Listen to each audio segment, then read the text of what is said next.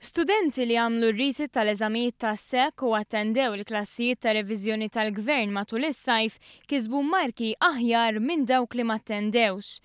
Tixhed dan analiżi dettaljata ta' kif marru l-istudenti li tkellem dwar il-Ministru tal-Edukazzjoni Evarist Bartolo.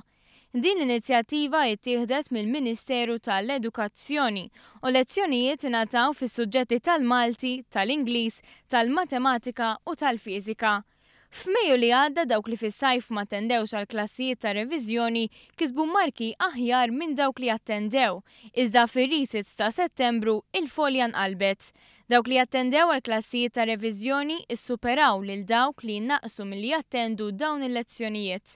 Jekk nieħdu l-Malti dawk li attendew ġabu grad ta' 5.61 filwaqt li l-istudenti l-oħra ġabu grad ta' 5.97. F'dan il-każ aktar ma tkun baxxa il-marka aktar ikun tajjeb ir-riżultat. Fil-matematika dawk li attendew kisbu marka ta' 5.27 u dawk li ma attendewx kisbu marka ta' 5.34. Fil-fiżika il-marka ta' dawk li attendew kienet ta' 5.25 u dawk li ma attendewx 5.48. Dawk li attendew il-lezzjonijiet u kisbu marka ta' 5.25 f'Mejju kienu kisbu marka ta' kważi 7. Fl-Ingliż, il-marka ta' dawk li attendew kienet punt 10 aħjar minn ta' dawk li ma attendewx.